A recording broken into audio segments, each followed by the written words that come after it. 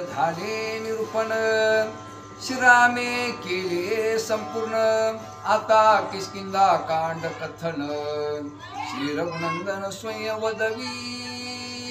श्री संत नाथ महाराज सांगतात, कथेचा प्रसंग असा चालू आहे की आता पाठीमागे त्या ठिकाणी अरण्यकांड संपलेला आहे आणि रामप्रभू त्या ठिकाणी सुंदर प्रकारचं कार्य केलेलं आहे. आता किष्किंधा कांडाला सुरुवात झालेली आहे असं त्या ठिकाणी नाथ महाराज सांगतात. माझ्या अंगी मूर्खपण त्या मज करवी रामायण श्रीराम वदवी आपण निग्रहुनी निज बळे. नाथ महाराज म्हणले, माझ्या अंगामध्ये कसल्याच प्रकारचं बळ नाहीये आणि मी मूर्ख आहे. त्या ठिकाणी मूर्खपण आहे माझ्या अंगामध्ये, पण हे सगळं त्या ठिकाणी रामप्रभूने केलेलं आहे. माझ्या गुरुनं त्या ठिकाणी शरणागती करून सगळं हे कार्य मला लिहिण्याकरता लावलेलं आहे असं त्या ठिकाणी नाथ महाराज बोलत आहे. सांडोनी रामकथा लेखन मज करिता गमनागमन मार्गी श्रीराम रामायण स्वयं संपूर्ण प्रकाशी. सांगितलं मला त्या ठिकाणी गमनागमन म्हणजे पावला पावलाला आठवण करून दिली की तुम्ही त्या ठिकाणी रामायण लिहा अशी त्या ठिकाणी आठवण करून दिली आणि त्यांनीच त्या ठिकाणी पूर्णपणे रामायण लिहून घेतलं असं नाथ महाराज बोलत आहे. करू बैसता भोजन ग्रासो ग्रासी स्मरे रघुनंदन मागे घालुनी जेवण राम रामायण स्वयं वदवी. सांगितलं मी ज्यावेळेस त्या ठिकाणी ग्रासोग्रासी म्हणजे त्या ठिकाणी एका एका घासाला त्या ठिकाणी मी ज्यावेळेस जेवण करत होतो, त्या ठिकाणी निद्रा करत होतो, त्या टायमाला मला रामप्रभूंनी त्या ठिकाणी उठवलं आणि सांगितलं त्या ठिकाणी ग्रंथ रामायण पूर्ण करा असं त्या ठिकाणी ग्रासोग्रासी रामाचं सगळं साह्य आहे मला असं नाथ महाराज बोलत आहे. पाहो जाता निज स्वभावी श्रीराम रामायण स्वयं वदवी ओवी चढित दावुनी ओई कथा वदवी श्रीराम. नाथ महाराजांनी सांगितलं एका एका ओळीमध्ये त्या ठिकाणी रामप्रभूचा एका एका शब्दामध्ये उल्लेख आहे.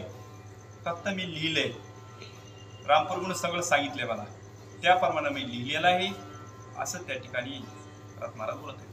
बोलो जाता फुकट कहाणी त्याची कथा श्रीराम होय वाणी वाचा खेळली रामायणी वचना वचनी श्रीराम. सांगितलं बोलता वाचा त्या ठिकाणी वाया जाते संधी म्हणजे वाई त्या ठिकाणी बोलू नये म्हणजे त्या ठिकाणी जास्त, म्हणून त्या ठिकाणी आपण ग्रंथाला सुरुवात करावं असं त्या ठिकाणी नाथ महाराज बोलत आहे. निजलो असता स्वप्नी पूर्ण श्रीराम दाखवी रामायण आपुले गुहे निरूपण सांगे आपण बोलोनी. सांगितलं मी ज्यावेळेस निंद्रा त्या ठिकाणी झोपत होतो आणि झोपला असताना त्या ठिकाणी सांगितलं उठा त्या ठिकाणी आणि रामाने त्या ठिकाणी पूर्ण लिहायची आपल्याली असं त्या ठिकाणी रामाने उठवलं आणि मला त्या ठिकाणी ग्रंथ हे पूर्ण करून घेतला माझ्याकडून असं त्या ठिकाणी बोलतो.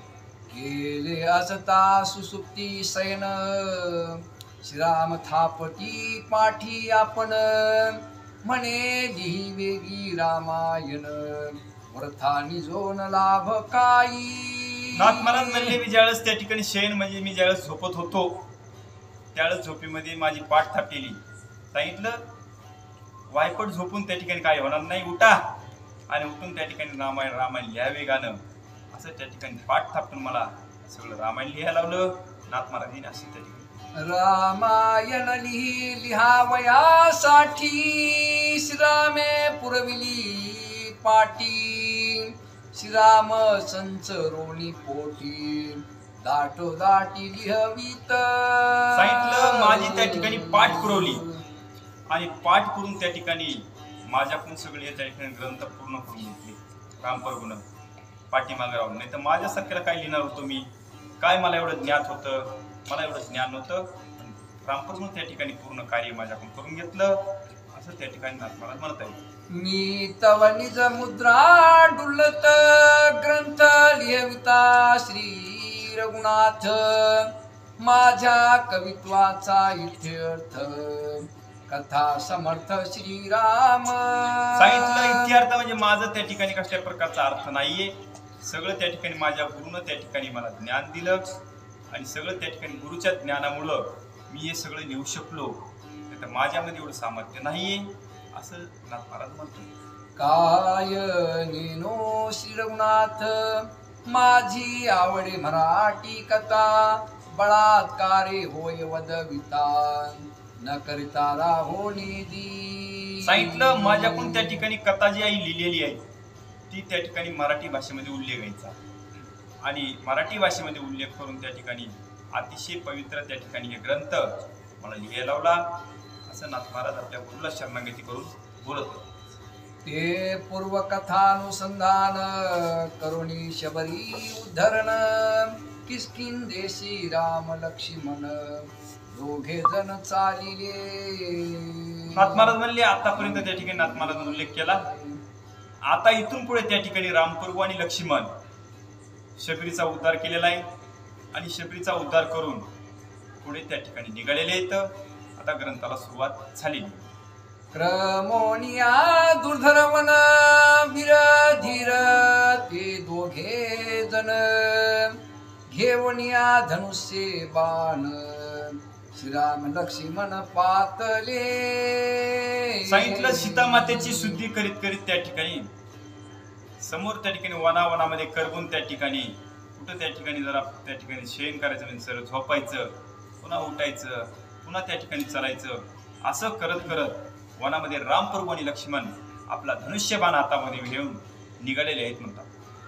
इंद्रादी देवा हे दुर्गम वन येथे पायी आले दोघे जण सुग्रीव म्हणे आपण येऊ दारून हे दोघे. मग रामप्रभू आणि लक्ष्मण येत असताना वनातून सुग्रीवानं त्या ठिकाणी बघितलं. रामप्रभू आणि लक्ष्मणाला बघितल्यानंतर सुग्रीव म्हणू लागला की ह्या दुर्धर वनामधून त्या ठिकाणी इंद्रासारख्या देवाला इंद्राला सुद्धा सामर्थ्य नाही या वनातून बाहेर निघायला. म्हणजे मोठमोठा राक्षस आहेत ना. तर हे दोन त्या ठिकाणी मनुष्यवेशी कोण असतील असं त्या ठिकाणी सुग्रीव बोलतो. आमा कपिते देखती मनुष्य चळचळा कापती हे निशंक आम्हा सन्मुख येथील दुर्धर शक्ती या दोघा. सुग्रीवानं सांगितलं मनुष्य वेशामध्ये त्या ठिकाणी वाळीवनं कुणं पाटील असं. आता ध्यासच होता ना सुग्रीवाचं आणि वाळीवाचं युद्ध व्हायचं आणि सुग्रीवाला त्या ठिकाणी वाळीवला त्या ठिकाणी पर्वतावर यायचं नव्हतं म्हणून सांगितलं त्या ठिकाणी आपल्याकडेच यायले ते दोन. सुग्रीवानं सांगितलं निश्चितीनं मग आपल्याली त्या ठिकाणी त्याच्यामध्ये शक्ती आहे असं त्या ठिकाणी सुग्रीव बोलत आहे. मझ मारावया जाण वाळीने आणले दोघे जण तापस वेसे बोले जण दोघे जण मारे करी पूर्ण हे माझे.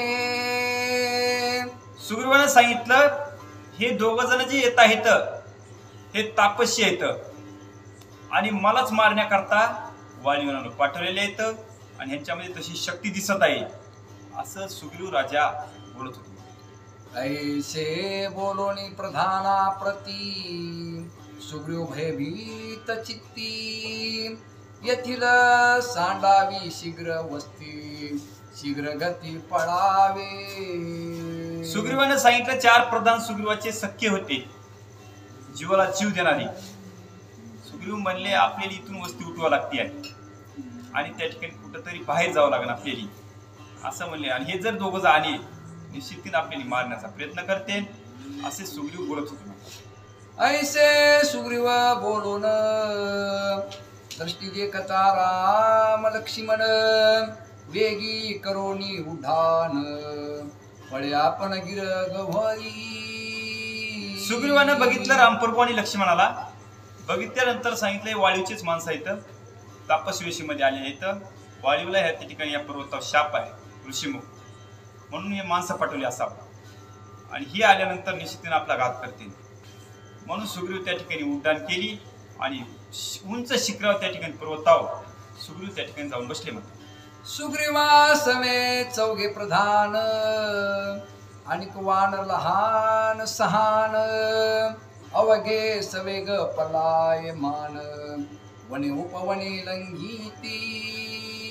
आता सुग्रीव म्हणतात त्या ठिकाणी पळू लागलं म्हणल्यानंतर राजा, आता प्रधान मंडळी तर पळणारच ना, राजाच पळाला म्हणल्यानंतर प्रधानाचं काय, प्रधान पळून जाते. तर त्या ठिकाणी राजा गेला पळून पळवता. ही लहान सहान वानर सेना होती म्हणतात. ती वानर सेना सुद्धा सुग्रीवाच्या पाठीमागे त्या ठिकाणी निघाली. एक निघाले गिरी कंदरी, एक पळाले पर्वत शिखरी. श्रीराम देखोनी धनुर्धारी, अनाना परिवानरा. वानरांनी रामप्रभूचा हातामध्ये धनुष्यबाण बघितला आणि बघितल्यानंतर सांगितलं त्या ठिकाणी धनुष्यबाण जर निघाला तर निश्चितीनं आपल्याला मारील. म्हणून रामप्रभू आणि लक्ष्मणाला बघितल्यानंतर सगळी वानर सेना पळून गेली म्हणतात. सबळ वानराच्या उढाणी, वृक्ष पडती उन्मनोळी. पर्वत कडे पडती धरणी, महापळणी वानरा. नाथ महाराज म्हणले काय सांगाव, वानर असे पळू लागले आपला जीव घेऊन की त्या ठिकाणी झाडाचे झाड मोडू लागले सगळी. आणि झाडाचे झाडे मोडल्यानंतर सगळ्याला त्या ठिकाणी वाऱ्यासारखं पडू लागले, पर्वते पडू लागले म्हणतात. इतकी शक्ती होती वानरामध्ये. आणि ते वानर आपला जीव हातामध्ये घेऊन रामप्रभू आणि लक्ष्मणाला घेऊन पळू लागले. सुग्रीव राजा पयापन, भुये श्रीराम भये बैसोन. तेथे आले चौघे प्रधान, कोण कोण ते ऐका. नाथ महाराज म्हणले सुग्रीव पळून गेल्यानंतर वरी त्या ठिकाणी प्रधान होते त्याचे, आणि ते प्रधान तिथं आले आणि त्यांचं नाव काय काय आहे ते सांगतो. नळ निळ जांबवंत, चौथा प्रधान हनुमंत. जो का सबळ बळे विख्यात, तो सुय पुसत सुग्रीवा.